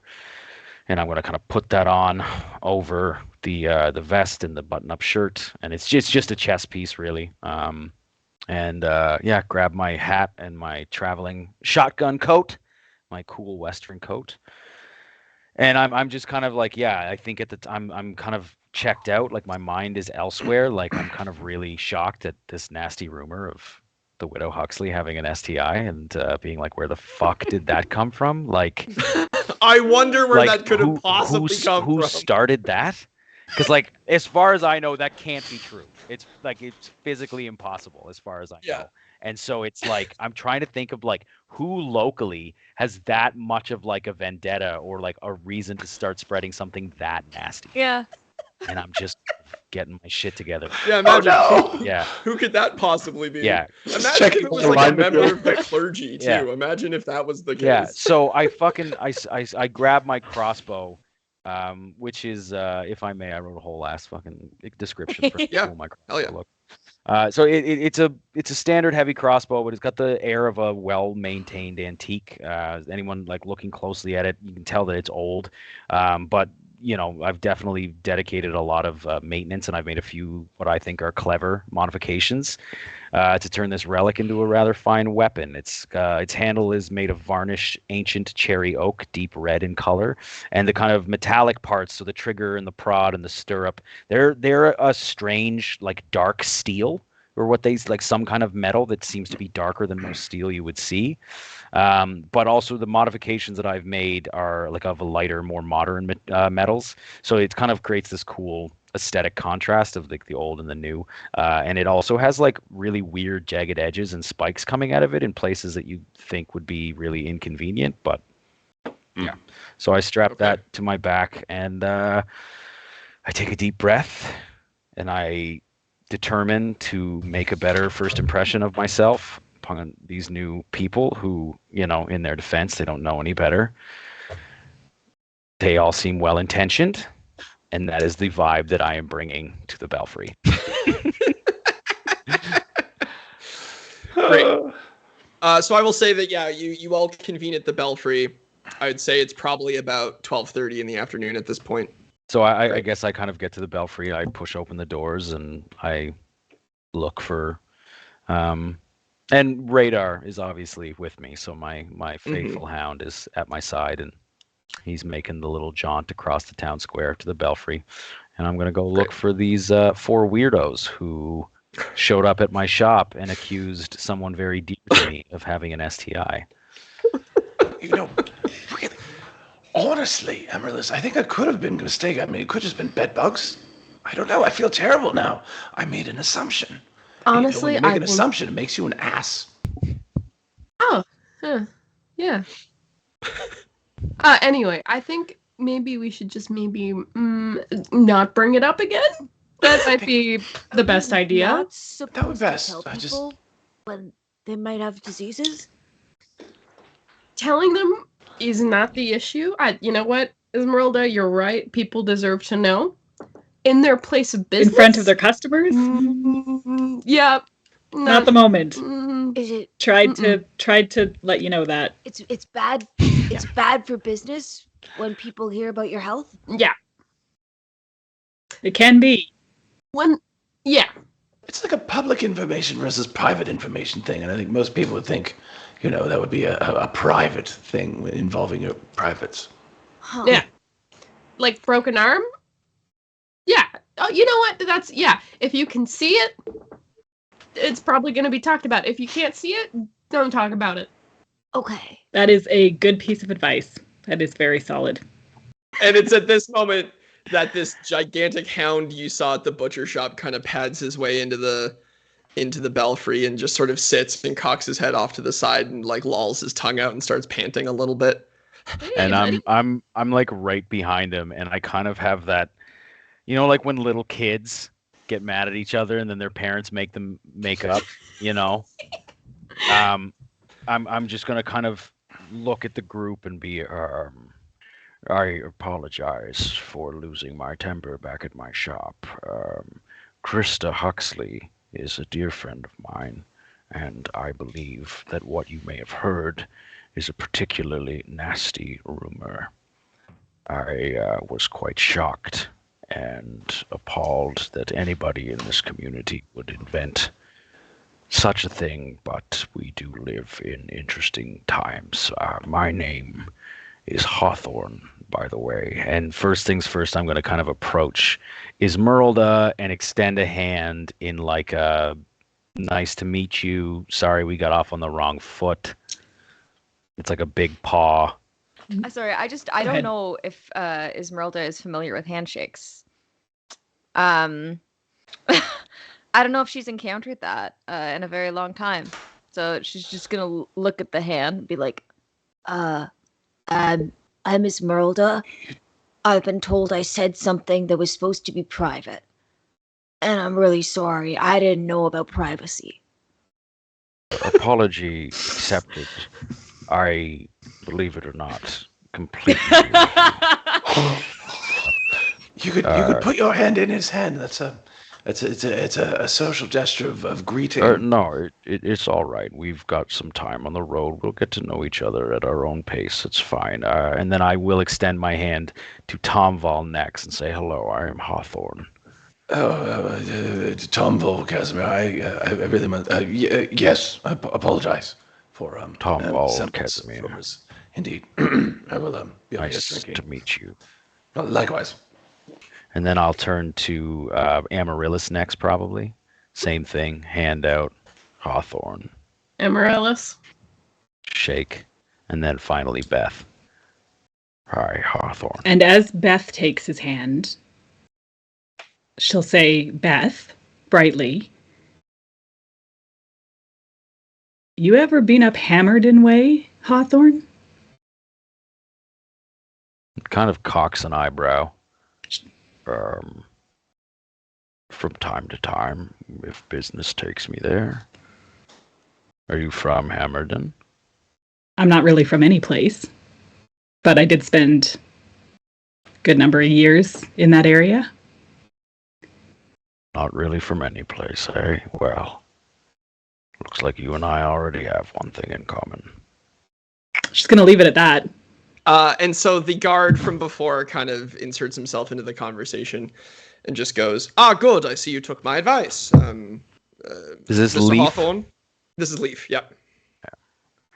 Yeah. Leaf Dremlin is the sergeant of the Belfry. And yeah, so he'll just sort of nod to you, Hawthorne, just go, Mr. Hawthorne, always a pleasure. I hope that, you'll find a speedy solution to this little issue and that all life will be preserved. And if you so happen to avail yourselves of the Jade Saps, we might just ask that you keep any sort of associations with the Alderman and the Belfry discreet. Of course, I understand, Leaf. No problem. I do have a few clarification questions. So, where was Vennick heading? He was heading to Port Stondon.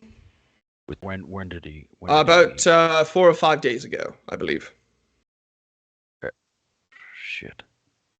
Do you have a bottle of their most? I can see what I can find. My first roll of the campaign. I would also like some. I'm not opposed. I mean, if you're giving some out. Well, it is quite an expensive vintage. I've spared no expense. Well, all right. And he's going to hand over a bottle. All right, please, TOMVALL. I appreciate it. It isn't for us. It's for radar. Thank you. And I'll take. Really love that talking dog. We can... Talking dog. He doesn't talk. I think a different word was. That's all. I'll allow it. Put the new party name, Hawthorne and these fucking things. Hawthorne and the terrible, horrible, no good, very bad day. Yeah. So I'm like we'll try some on the road. Keep your money. It's store credit for the Belfry. Next shipment is. Oh, I appreciate that, Hawthorne. Thank you very much.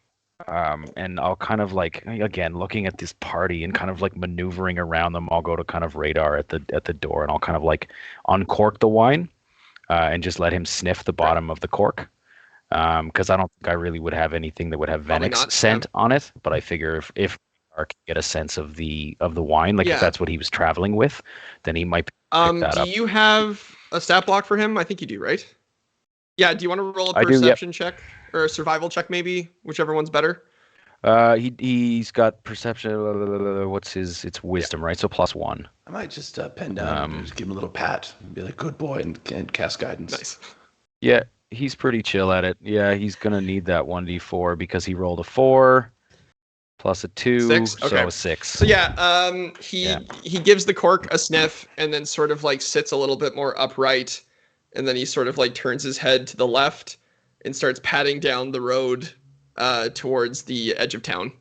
Okay, I think he has a general sense of where to start. At least I'll let him smell it again when we get closer to the shade, Leaf. Thank you, Leaf. We'll be back with Fenix. Yes, I hope to see you soon with one more person in your party. Gil and Mateo are gonna run the shop a bit for me, and listen. And I kind of get a little bit closer to him, and I'm not particularly hiding it from the group, but I am saying it in a quieter tone. Can you keep an extra eye out on Krista's place? Yes, of course. We'll send a patrol over the overnight. Thank you. Good. Appreciate it. All right. So, yeah, it's sort of late midday. I'd say approaching 1 o'clock.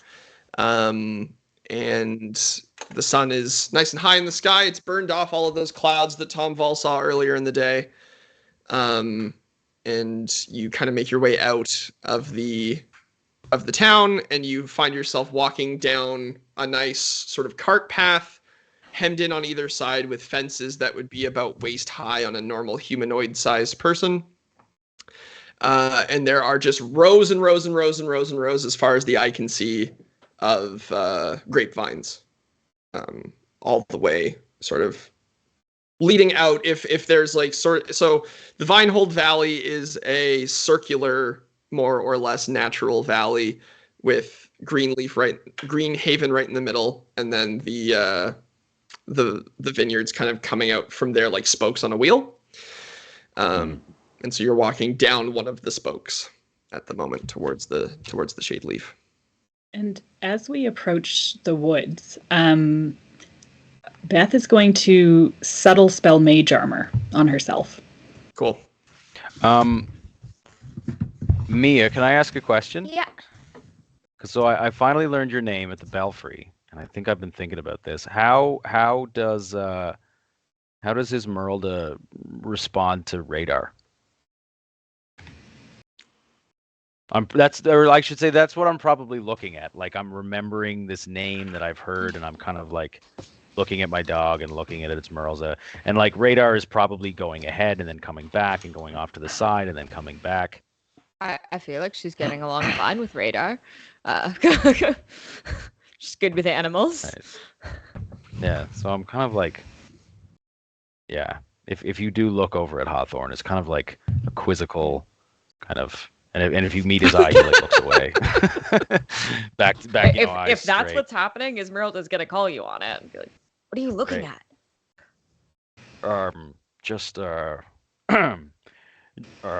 I wanted to apologize again for losing my temper. No, you don't apologize. I got told I did something wrong. Well, I get the impression that you much prefer to spend time out in nature as opposed to other people. I don't actually have any real preference. It's just I have spent a lot of time in nature. Right.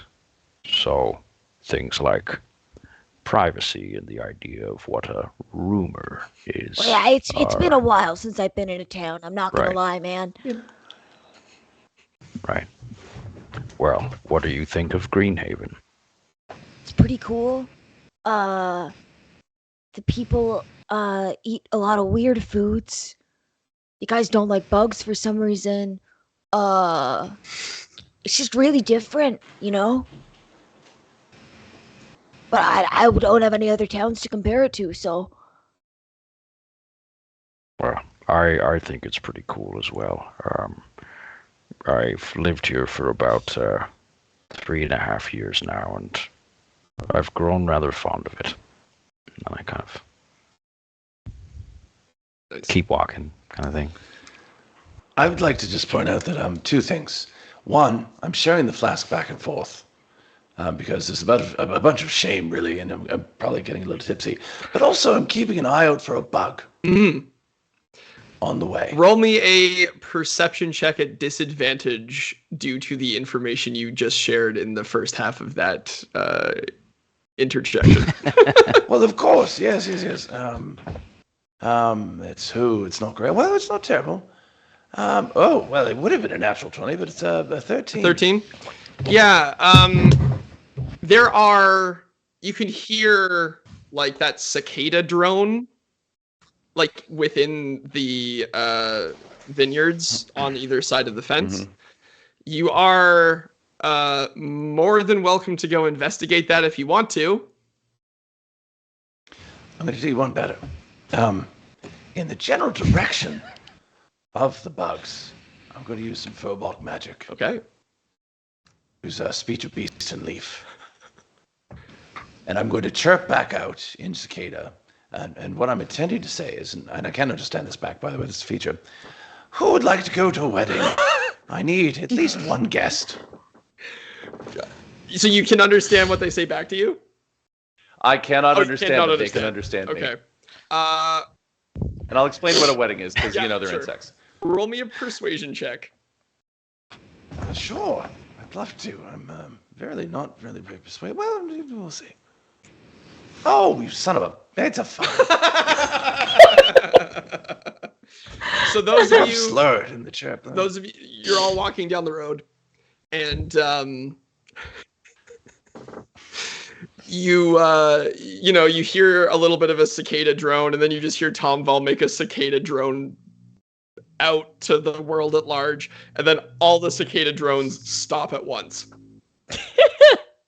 I must have said something rude. No. Give me that flask back, you hog. Were you attempting to communicate with the insects, TOMVALL? I wasn't attempting. I was doing it. I just don't think. I think there's a change in the dialect in between. I'm a little bit drunk, so it's possible that I misspoke. And that's fine. Is it any good? I'll take a belt. Oh, you'll go blind if you drink too much. If you go nuts.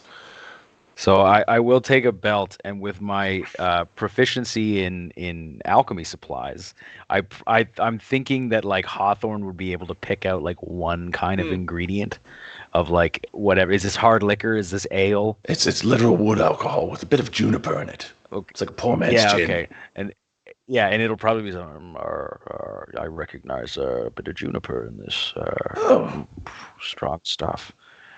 It's would you like to wash it down? And so like Hawthorne is very much trying to like anybody with kind of like a high passive insight is like, I'm very uncomfortable, weirdly enough. I'm like trying to kind of like make amends. So I'm digging out the bottle of nice wine and I'm kind of uncorking it and I'm offering like little sips to both AMARYLLIS and TOMVALL, trying to like, I don't know. I'll take it. Yeah, I think while all of that is happening, as you guys were having that conversation, AMARYLLIS hears that there's like a little bit of juniper in the drink and her eyes just go wide. And she just looks in the flask. And oh no, is she allergic? AMARYLLIS, can I get a Constitution save actually, AMARYLLIS, just for flavor's sake? Yeah. Sure, yeah. Why is everything I'm doing turning to ash in my mouth? That's an 11. Great. So that's a fail. And so you almost you hear the word juniper in your ear. And you're holding onto the flask and you're looking into it, and all of a sudden you just see like dappled sunlight falling through strands of somebody's hair before they curl it back behind their ear. And you just hear like a little surreptitious kind of giggle. And then you just hear a woman's voice go, "You're an idiot." And from, I don't know if she hears the voice in her head or from a certain direction, but she'll just biff the flask at wherever she hears it from.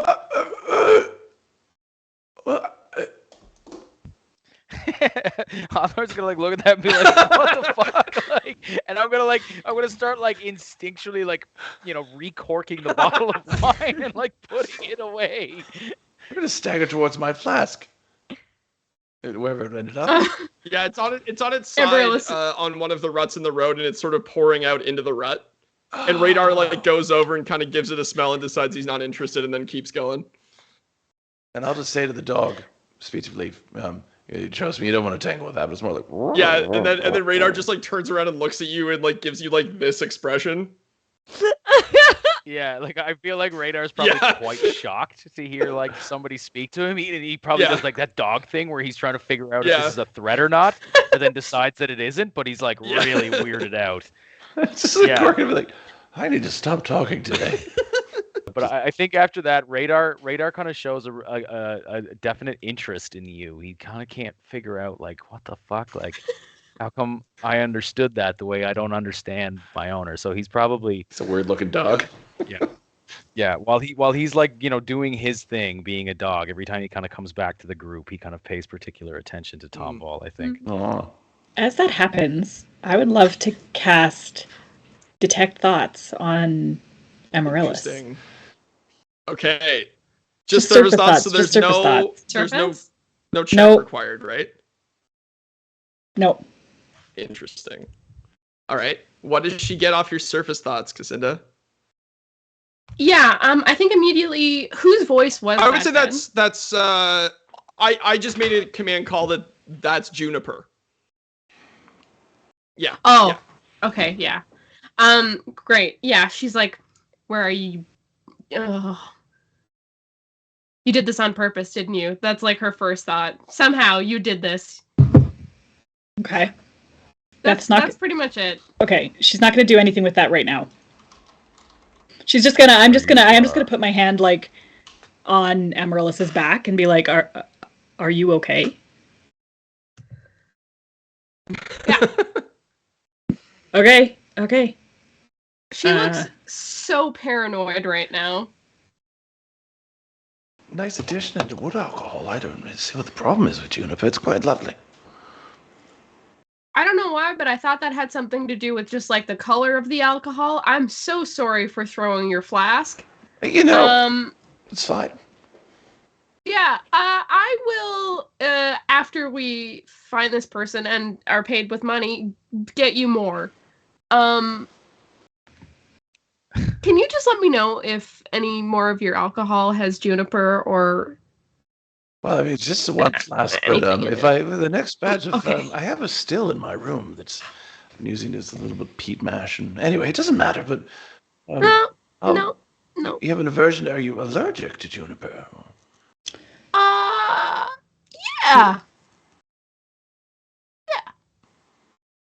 Right, well, I mean, let me know if you need, can I do an insight check? Yeah, sure. I'm smelling bullshit. And you can, Kassinda, you can contest that with persuasion or deception, your choice. Well, sure. It's a 9 for 15. Okay. That's a 15 for a 22. So what does he get off of your insight then? Off of his insight? I think that he gets that she is allergic to juniper in that an allergy is having an adverse reaction. Yeah. And she is currently having an adverse reaction to juniper, though it is not like in the sense of hives or anything like that. Well, I mean, I could restore you slightly, but I just don't want to. No, you've done enough for today. See, I've learned. I asked this time. Consent. You did. I appreciate that. I do.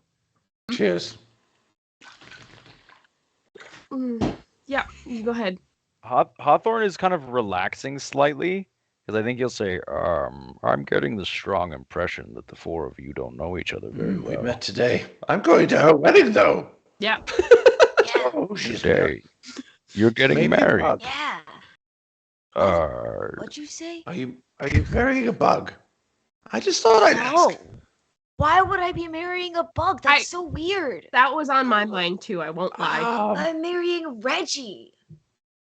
Who's Reggie? It's this guy that found me in the woods. Of course he is. He found you in the woods. I mean, I wasn't lost, but he seemed to think I was. Wait, were you actually raised by wolves? I'm sorry. I'm sorry to interrupt Hawthorne, but I'm a little bit... Is Reggie a wolf? How could I be raised by wolves? I don't know. Wolves don't talk. This is why you should never believe rumors. That'd be really hard. That's the second lesson for today. There's rumors and consent. I'm going to stop talking. ISMERLDA, what is it about Reggie that made you want to marry him? No, I didn't want to marry him. Well, it seems like maybe you've changed your mind on that No, front. he wants to marry me. And I don't have an issue with marrying him, so.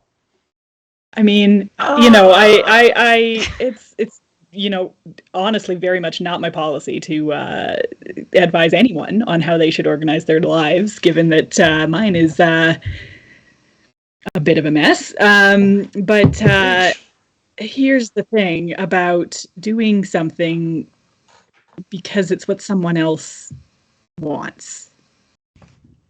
At the end of the day, you're the one who has to live with you. And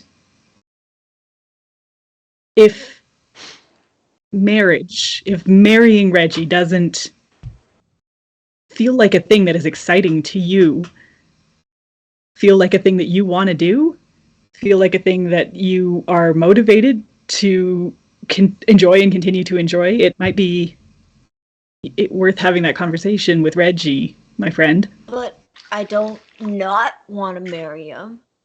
That's not a good reason to get married. I don't remember much about society, but I do remember you're supposed to get married.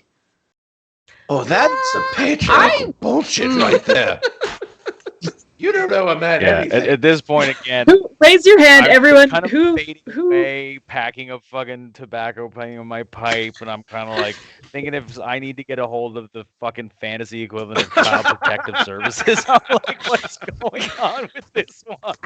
And I'm just gonna let the rest of them do it and smoke my pipe. Okay. Marriage is an institution.